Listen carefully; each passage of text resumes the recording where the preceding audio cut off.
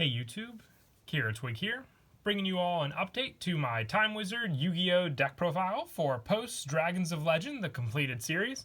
With the release of the newest Dragons of Legend set, we were actually given a new Time Wizard promo called Time Wizard of Tomorrow, and I felt it definitely does add to the playstyle of the Time Wizard deck. So an update would be due for the deck that focuses even more on fusion summoning using all the different cards that relate to Time Wizard support, and going for the playstyle that involves Time Wizard's coin flip to destroy cards on your opponent's field, and risking the fact that if you call wrong, you'll destroy your own cards. But we have more cards, even from Dragons of Legend, to help protect our own, Time Wizard fusion, and other cards for the overall support, making it a very, very fun deck. So let's go ahead and get started with the deck profile. So for our main boss monster in the deck, I am running 3 Time Wizard. Once per turn, you can toss a coin and call it. If you call it right, destroy all monsters your opponent controls. If you call it wrong, destroy as many monsters you control as possible. If you do, take damage equal to half the total attack of the destroyed monsters you had on the field. So it's a definitely risky card, but we have plenty of options in the deck to go for using this card and to protect it. But it's also our main go-to card to fusion summon out Time Wizard of Tomorrow, which has the basic effects of Time Wizard, but with more payout, being able to destroy and burn damage to your opponent as well for the cards you destroy. So really, really awesome fusion monster that I'm glad we got and made for a very, very fun version of the deck. But you basically want to max out your Time Wizards so you can have a better chance to draw them, because you need 1 Time Wizard and 1 effect monster to fusion summon out your Time Wizard of Tomorrow. And we have plenty of other options with the spellcaster lineup for sort of a draw engine power and just more consistency to get these cards into our hand that much faster. So 3 Time Wizard definitely needed for the Time Wizard deck. As the added backup card, I'm running 300 Dragon. This card also came out in Dragons of Legend, the complete series. I only pulled 2 from my box set, so proxying in 1 Felgrand Dragon just as a placeholder until I get my 3rd copy. With this card, once per turn, you can have this card gain levels equal to the number of cards you control. If you do, gain 100 attack for each level gained. These changes last until the end of the turn. If this card is sent to the graveyard, you can target 1 face-up monster you control that was special summoned from the extra deck. The first time that face-up monster will be destroyed by battle or card effect. It is not destroyed. You can only use this effect of 100 Dragon once per turn.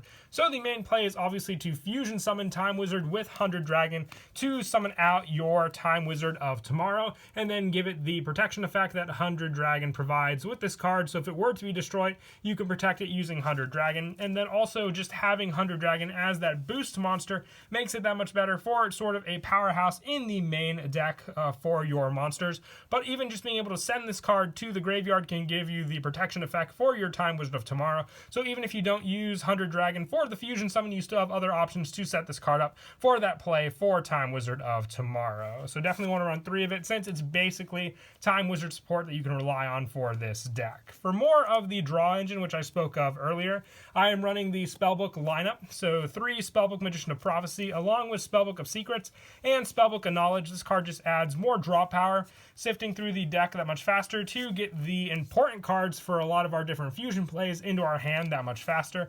And this card can also be used for the fusion play, since Time Wizard of Tomorrow only requires a Time Wizard and 1 effect monster to summon it out. So you can even use Spellbook Magician of Prophecy along with Time Wizard to summon that card out onto the field after searching out one of your other spell cards using this card. Adding 3 of it just adds to the draw power, because next turn again, if you have another Spellbook Magician of Prophecy, you can repeat the same draw process and hopefully add the fusion cards you need to your hand for all of your other plays in the deck.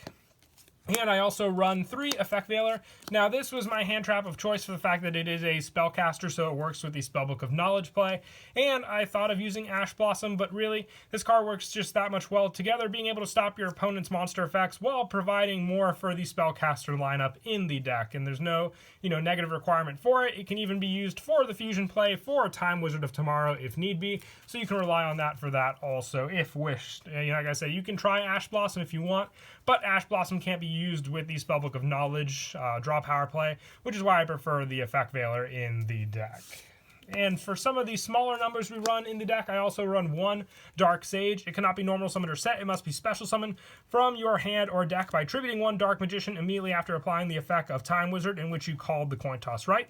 When special summoned this way, add 1 spell card from your deck to your hand. So there are plenty of spell cards that we can add that definitely help a lot of our different plays, but being able to summon out the Dark Sage just adds more to the fun of the Time Wizard deck when you call Time Wizard correctly. If Dark Magician is on your field, it gives you that play to summon out this card from your main deck onto the field, and a true powerhouse of that, opening up more and more, spell plays you can do with the deck. And with this card being run, we do have to run Dark Magician, which I am running 1 of, just for the option when you can summon this card out. It definitely makes it all the better for that play. I also run 1 Red Eyes Black Dragon, more to the fact that with Dark Magician, I thought, having the option for Red Eyes Dark Dragoon made for a true powerhouse key play in the deck, and also just having these cards be searchable with our trap option makes it that much more easier to summon out, and the 1 Baby Dragon playing into the same premise, because with it being a Time Wizard deck, you definitely have to make the play to at least summon out Thousand Dragon, Joey's main go-to monster, using the resources when you have them. And all these cards are searchable since they're specifically listed in the card text of our different fusion monsters, so they can be searched out with our other trap support when we go over the trap cards as well. And that is it for the monsters. Wanted to focus on the draw engine and overall just the main plays you can do with your Time Wizard cards. So all of these contribute to the different fusion plays we can do in the deck. So I'm happy with those numbers, because then you'll always have the option for going into your main fusion monster, but also having the other different options we spoke of as well. For the spells, I'm running 3 Polymerization. Fusion Summoning is our main go-to play in the deck, so I wanted to max out our best option to summon out. I thought of some other options like Super Polymerization and Ultra Polymerization, but just regular Polymerization with its recycle power, because you really do eat up your hand a lot with this deck for all your plays. So being able to recycle this card with a bunch of the other cards we're running in the deck is your greatest benefit for sure of running this card for that power. And just an easy fusion summon, because then you'll have all your resources in the graveyard, including your 100 Dragon, to use for the fusion play and power and protection boost for your Time Wizard of tomorrow. And since coin flipping is a big part of the deck as well, I am running 3 second coin toss. With this, when a coin toss is performed, you can choose to redo the coin toss. If the toss involves multiple coins, you redo them all. You can only use this effect of second coin toss once per turn. So with this, if you do fail at the Time Wizard coin flip, you can rely on second coin toss to redo it. And the same premise can be applied with Time Wizard of tomorrow as well, to call it correctly and then destroy all of your opponent's monsters on the field, with Time Wizard tomorrow being very beneficial, because then they'll also take the effect damage. But Time Wizard, if you also even want to call it correctly, because you need to use Time Wizard to summon out the Dark Sage onto the field also. So I wasn't running max number of second coin toss before, but the more important the coin tosses became with the extra deck plays as well, it made me want to bump it up to 3 just so I could see this card more. And if need be, it's also searchable with Dark Sage, but by that time you would have already called it correctly and hopefully benefited from those destruction plays that you had. And also, I am running 2 the Claw of Hermos. You need a monster on the field to use with this spell, and our main fusion to go for in this deck is Time Magic Hammer. Using a Spellcaster and Claw of Hermos makes it that much easier to run cards like Effect Veiler in the deck, and Time Wizard as well, just giving us that, equipped fusion monster that we can equip onto some of our other fusions that we may summon out, giving them more of a power option as well when we equip that card onto them to use. So running 2 Time Magic Hammer and 2 Claw of Hermos, which can also be searched out with the Dark Sage, makes it that much better of a combo to rely on. So 2 of this always comes in handy, even if we, let's say use the Time Wizard play, successfully destroy our opponent's cards, but we need more of a powerhouse play, and we just don't have our fusion options available to us. So 2 Claw of Hermos come in handy for that, to rely on for our fusion to go into.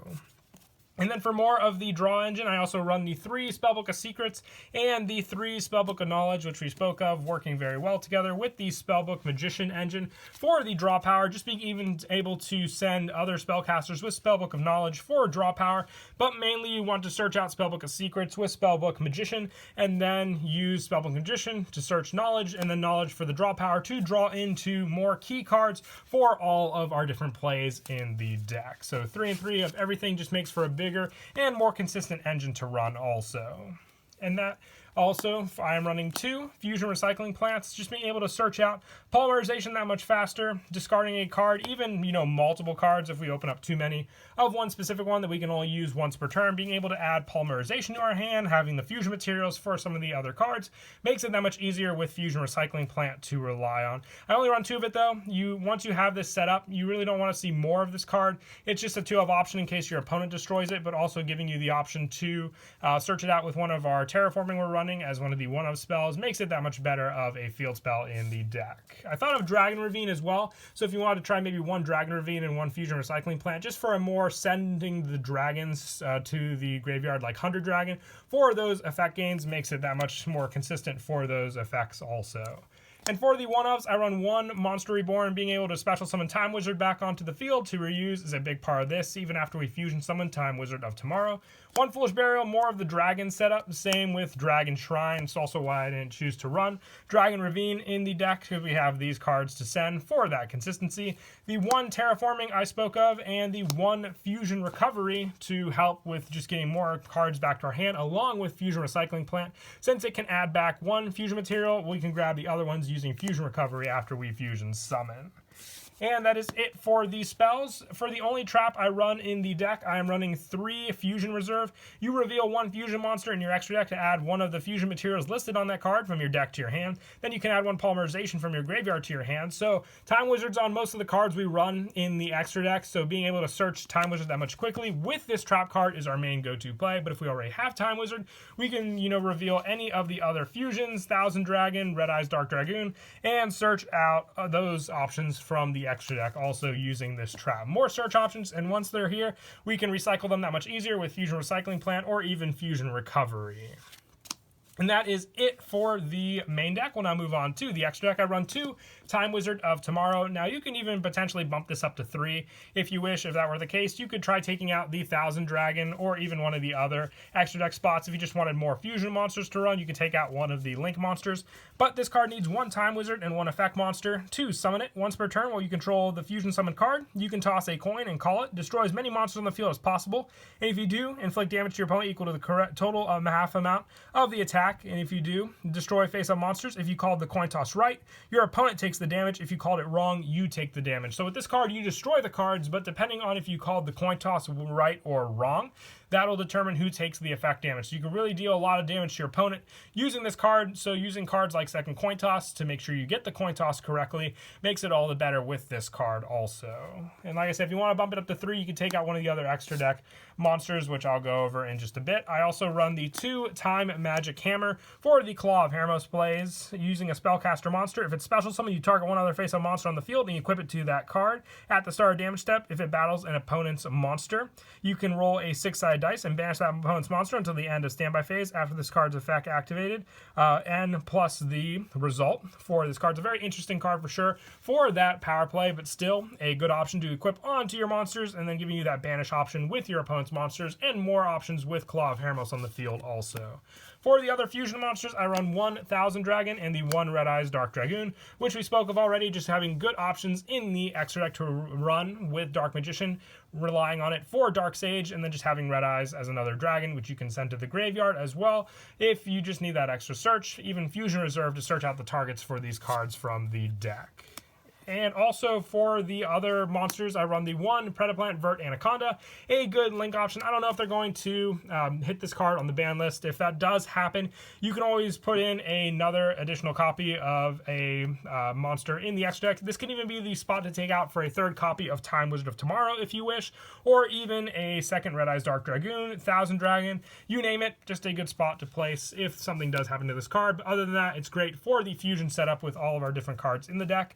I run 1 Barricade Board Blocker, 1 Cross Sheep, also 1 Underclock Taker, 1 Akashic Magician, 1 Nightmare Cerberus, 1 Nightmare Phoenix, 1 Nightmare Unicorn, and 1 Borreload Dragon. This could also be Access Code Talker. You don't go into these Link monsters as often. Just nice to have the option available to us with Fusion Summoning being our main go-to play in the deck. And as for some of our main combo plays, like I said, being able to rely on the search engine is a big part of it. But once we set up the second coin toss, being able to fusion summon with Time Wizard and any of the other effect monsters we run in the deck gives us plenty of options. Even if we open up the Dark Sage and we're not going to summon out Dark Magician, it can be the fusion play to rely on to summon out your Time Wizard tomorrow. And with Fusion Reserve, being able to reveal any of the monsters we spoke of to search for a good amount of the cards for our plays, depending on what we have open with Polymerization. If we need Time Wizard, it's that easy of a search. If we need any of the other normal monsters, it's that easy as well with Fusion Reserve, and why it's my preferred card to use. If we already Fusion summoned, or just have this card in the graveyard for that setup, you can add it back to your hand as well using that. The best and most fun part of this deck is just seeing what you open up, what you can search into, and what you can fusion summon into for summoning out your main go-to card, Time Wizard of Tomorrow. And that is it for the deck profile. I hope you all enjoyed. I'll definitely be working on a lot more different decks from the Dragons of Legend Complete series, so look forward to that. But until next time, please don't forget to leave a like and subscribe, and Kira Twig out.